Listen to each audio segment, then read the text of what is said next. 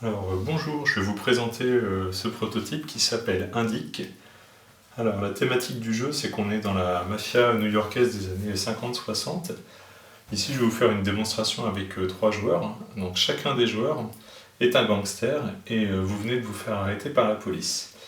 La police vous propose le marché suivant. Devenir un indic, balancer le plus d'informations pour faire des arrestations dans les autres gangs. Et le joueur qui aura fait le plus d'arrestations, c'est-à-dire 10 points d'arrestation ou plus, obtiendra la victoire et obtiendra l'immunité pénale. Donc comment ça va se passer? Donc à chaque tour, vous allez avoir, donc au départ on a 3 cartes en main et on a 3 actions. Je vais faire un exemple avec ce joueur-là. Il va regarder ses cartes sans les montrer aux autres. Alors les actions sont les suivantes. On peut poser une carte en faisant une connexion, alors même une connexion incohérente ou cohérente, c'est une action. On peut piocher une carte dans le tas, c'est une autre action, et on peut en effet effectuer une arrestation si on a des cubes. Ici, ça va être le coût de l'arrestation pour obtenir l'arrestation d'un gangster et ainsi gagner des points de victoire. Alors, donc je vais dérouler les tours. Donc là, on va regarder un petit peu. On a des jaunes, ça c'est intéressant parce que c'est des cubes plus rares. Donc on va essayer de faire une action pas mal. On va faire celle-ci. Alors, hop, voilà, je vais essayer de faire ça comme action. Voilà, donc c'est un jeu où on cherche un petit peu les placements. Donc là, bon, je vais faire ça par exemple.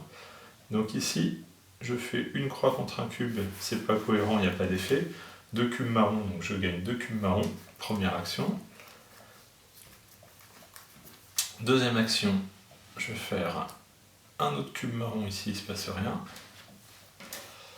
Et troisième action, je vais poser cette carte-là. Là, j'ai 2 connexions cohérentes. Alors, quand on a 2 connexions cohérentes et différentes, on a le choix. Soit je prends tout simplement chacune des 2 connexions, donc je récupère un cube jaune, un cube marron. Ou soit je décide d'en prendre qu'une des 2, mais doublée. J'ai 2 connexions, je peux doubler l'effet. Donc là, c'est plus intéressant de prendre 2 cubes jaunes, parce que les cubes jaunes valent plus que les cubes marrons. Alors la valeur des cubes, c'est 1 rouge égale 2 marrons, 1 jaune égale 2 rouges. Voilà. Donc dans la situation, là, je vais prendre 2 cubes jaunes.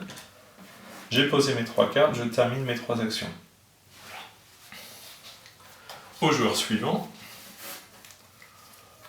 Donc là, le joueur suivant, il se dit « Ouh, il y a des points à défausser, je vais l'enlever un petit peu. » Donc il va par exemple poser cette carte-là.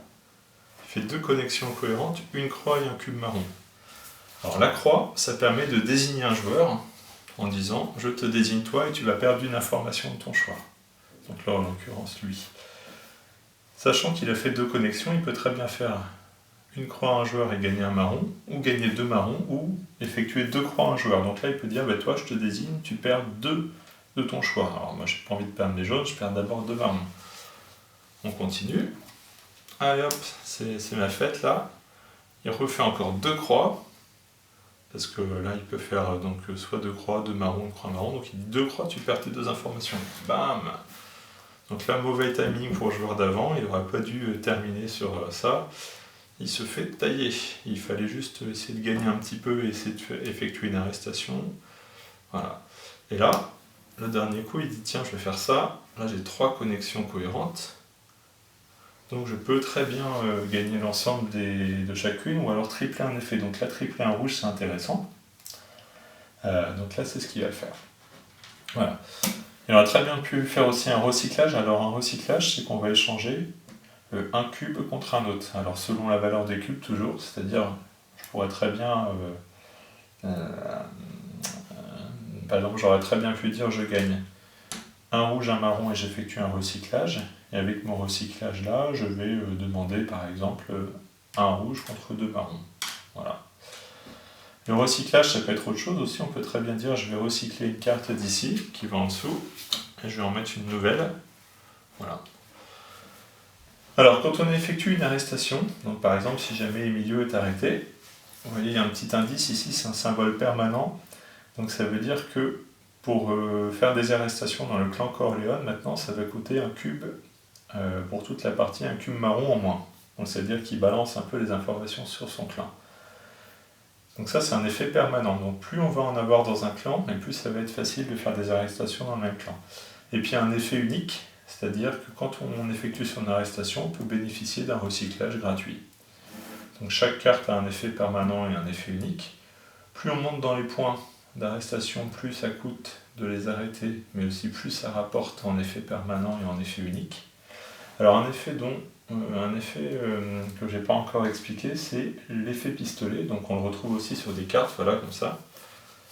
Alors c'est assez rare, là j'en ai pas, si voilà.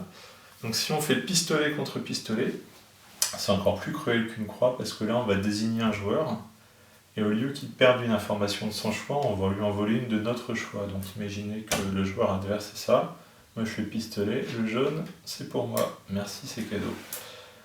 Donc voilà, ça c'est l'effet pistolet.